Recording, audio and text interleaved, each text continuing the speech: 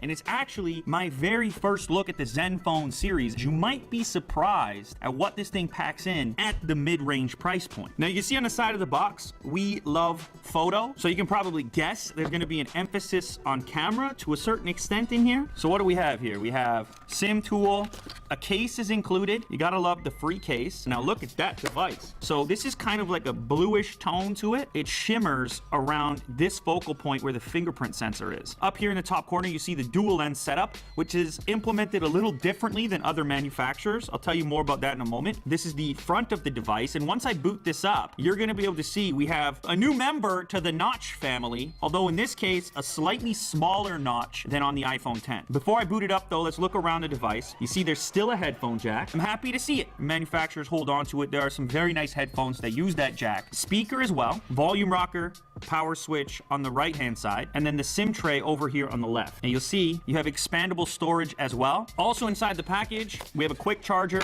a headset with an in-ear style, which I always like to see and get the right fit. You have some extra ear tips as well. Many manufacturers aren't including headsets at all anymore, so this is good to see. Also, Type-C cable to keep it all charged up. Okay, let's power up the device. Now, there's gonna be different versions of the Zenfone 5. There's gonna be the 5, the 5Z, and the 5 Lite. This one is right in the middle of the three. I can speculate a little bit here. I think this is gonna slot into the mid-range, and I think it's gonna represent some pretty decent value. So there you get your first look at the notch cutout. And we can thank Apple, of course, bringing on this trend, but at least it shrunk down a little bit in this case. Surprisingly, this is a 6.2-inch display. It's very easy to hold on to. But of course, when you're watching video and whatnot, you have to get used to that notch sitting up there. Now, I do wanna test out the fingerprint reader as well. Fingerprint on the back. All right, so I mean, that's doing the job. I'm still a fan of fingerprint. It's kind of a thing where you're already unlocking it before you even look at it, right? Like Face ID is not gonna see me from there. It's a bit of a physical adjustment. I also just don't like the swipe up gesture from below. People are talking now about the under display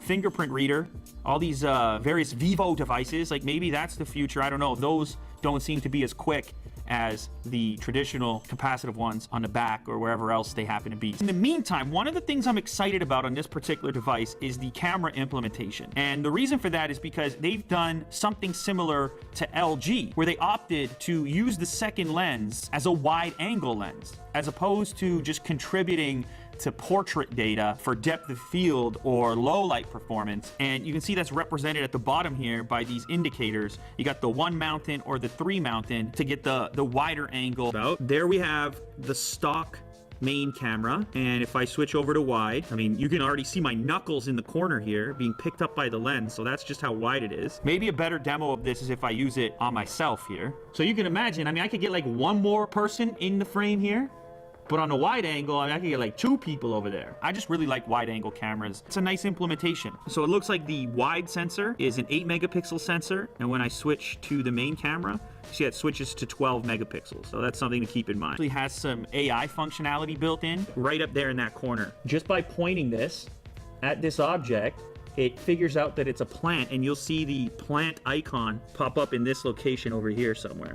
It's able to learn and figure out what these objects look like frequently, adjust the camera settings accordingly, so you end up with an image like that. The selfie test, very important here. So it's an 8 megapixel image on the front camera. Look how happy that character is. The glorious beard hairs, which are incredible for autofocus, might I add. Now, another cool thing that this device has on it that I haven't seen before is this AI boost, and that's gonna boost the performance of the device and juice out some extra horsepower from the Snapdragon 636. Whether you want more power or if you want to save some battery life. So you can turn that off and extend your battery, but then, I don't know, you want to play a game or something, you turn on AI Boost to juice out a little more performance. So I want to test the audio. Vibes system, think of it kind of like Moto mods, where you can swap out an attachment. So the implementation is actually kind of similar to the new Galaxy S9, where you have audio coming out of the earpiece up here as well as on the bottom, and each one kind of represents different frequency range. So you get a little more high end out of this one in clarity, the low end and the bass comes out of the bottom one. Bank, 150 times your battery charge. And you can tell when you cover up the bottom one how that operates.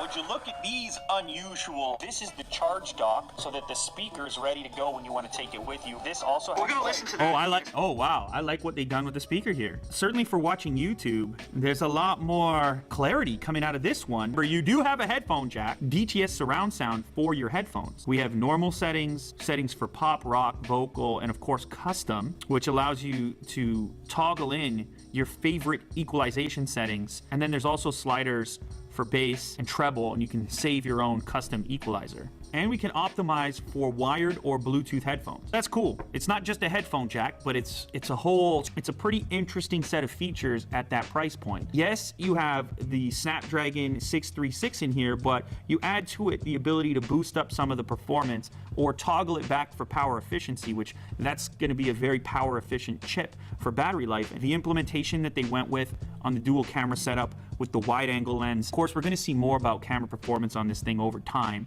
when I can evaluate the final software. But the package as a whole, with the large display and the small form factor, if you can get used to the notch life, or if it's something that doesn't bother you, or if it's something you saw on the iPhone and you were like, where is the Android version of that? I believe we have our first player in that space right here in the Zenfone 5. You can begin to make that comparison. I'm gonna keep my eye on this one. If you guys want me to dive a little deeper when the final software is out, really get into the nitty gritty, compare it to some other players at this price point, then do me a favor, leave a thumb down below just to let me know you're interested in this device, and I'll go ahead and do that. But for now, there it is, the Zenfone 5, unboxed here on Unbox Therapy.